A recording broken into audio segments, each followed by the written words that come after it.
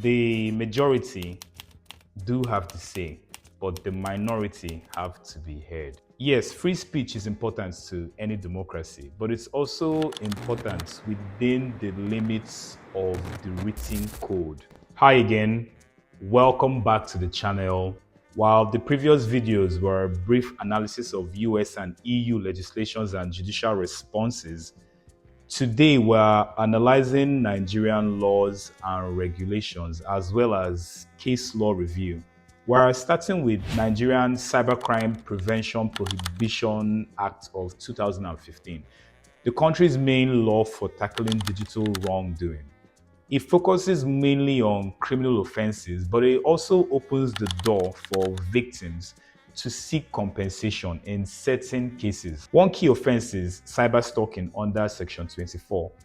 This covers sending messages online that are grossly offensive, obscene, or meant to annoy, intimidate, spread hatred, or cause needless anxiety.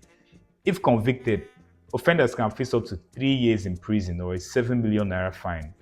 In more serious cases, the punishment can go up to 10 years and 25 million naira. Then there's xenophobia addressed in Section 26. This targets racist or hateful contents shared online, especially anything that insults people, threatens them, or tries to justify genocide or crimes against humanity based on race, ethnicity, or religion. Offenders can be jailed for up to 5 years or fined 10 million naira.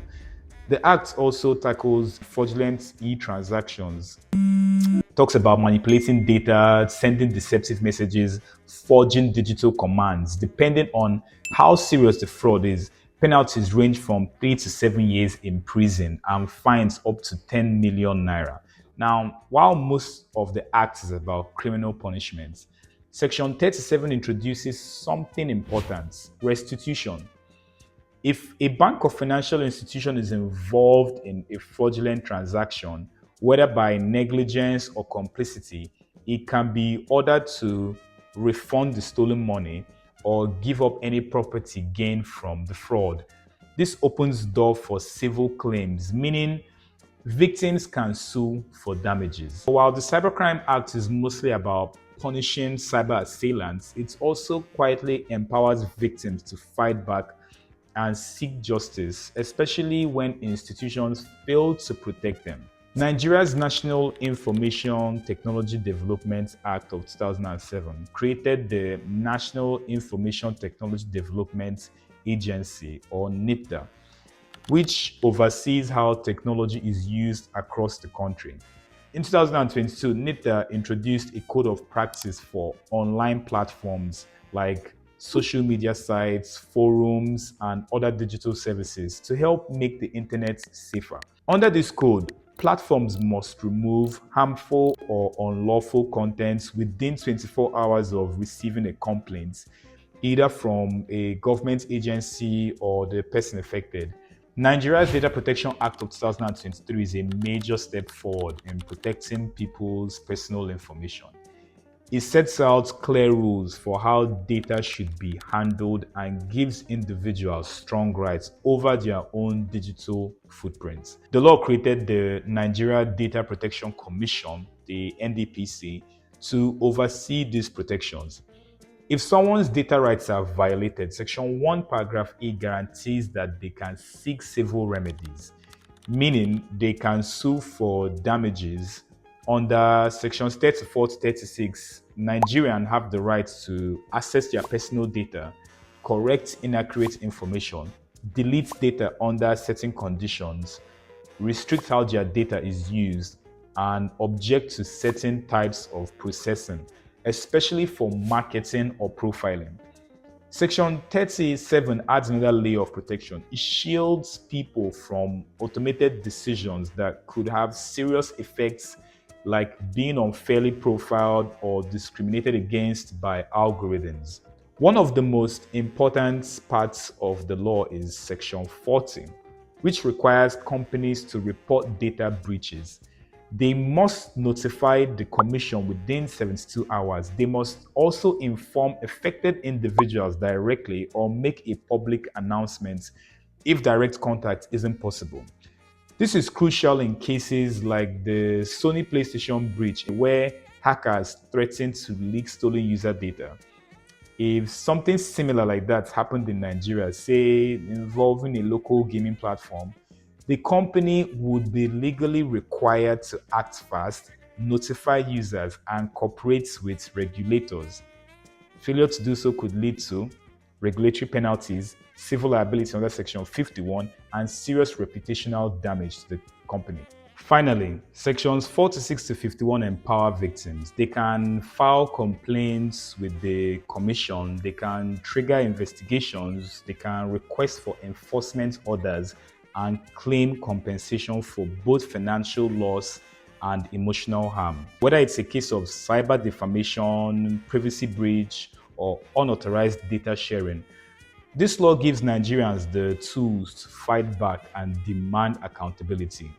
Before Nigeria passed its full Data Protection Act in 2023, there was the Nigeria Data Protection Regulation, the NDPR, introduced in 2019 by the NITDA, the National Information Technology Development Agency. This regulation laid the groundwork for protecting personal data and digital privacy in Nigeria. It focused on making privacy principles practical and enforceable. For example, Section 2.4 paragraph B says that if a company called a data controller shares your data with a third party and that third party causes a breach, the company is still responsible.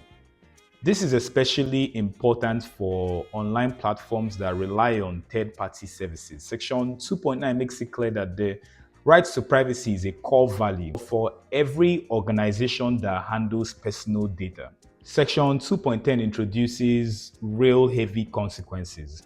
Companies that violate data privacy rules can be fined up to 10 million naira or 2% of their annual revenue, whichever is higher. The Lagos State Law Reform Torts of 2013 is quietly reshaping how we think about personal harm in the digital age. One key section, Section 29, expands the idea of trespass beyond physical space to include cyber intrusions. The phrase physically or otherwise in Section 29 sub 1 is crucial. It means that if someone hacks into your email, breaks into your private messages, or spies on your device without permission, it's not just a tech issue, it's a legal violation. This covers things like unauthorized access to personal accounts, digital surveillance, data scraping without consent. Section 29 sub 2 goes further. It says that using someone's name or image without permission, especially in a way that suggests endorsement or association, is also wrong. It includes fake social media profiles, deepfakes, or altered images, using someone's identity for commercial gain. Then there's Section 29 subsection 3, which deals with private matters.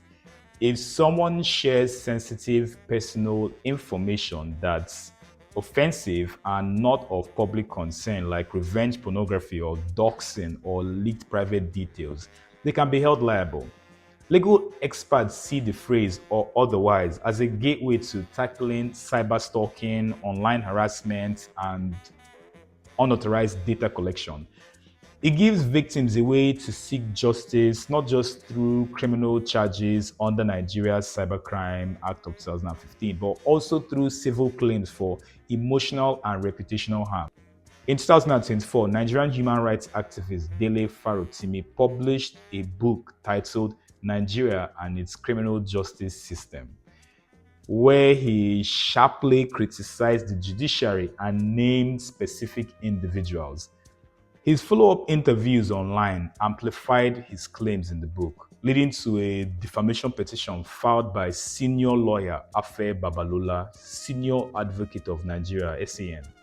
Farotimi now faces legal action on two fronts: 16 counts of criminal defamation in the Ekiti State Magistrates Court under the Criminal Code Act, 12 counts of cyber defamation in the Federal High Court under Section 24 of the Cybercrime Act, which was amended in 2024 to strengthen penalties for online defamation. The case draws on a recent precedent. Abalaka against Akinshete and others, 2023, which clarified that in defamation cases, the burden of proof lies with the claimant. They must show that the statements were both false and made with malice, aligning Nigerian law with global standards. The courts now face a delicate task, balancing freedom of expression under Section 39 of the 1999 Constitution with the right to reputation, which is protected under both criminal and cyber laws. As of September 2025, the case remains active in both courts and no final judgment has been delivered. It's a landmark moment for Nigeria's digital rights landscape, testing how far free speech can go when it collides with personal dignity in the online space. By criminalizing various forms of cyber harm, such as cyberstalking, online defamation, and digital fraud, and embedding these provisions for civil remedies, injunctions, and restitution, Nigeria's legal framework is clearly evolving. I mean, it reflects a growing recognition that digital misconduct causes real-world emotional, reputational, and financial damage. If you found this insightful, don't forget to subscribe to the channel for more updates on Nigeria's digital legal landscape and global cyber law trends. Don't forget to drop your comments below. Let me know what topic you'd like me to research next, or any questions you may have about today's lecture or discussion. Thanks. I look forward to hearing from you as always. Until next time, be digitally safe.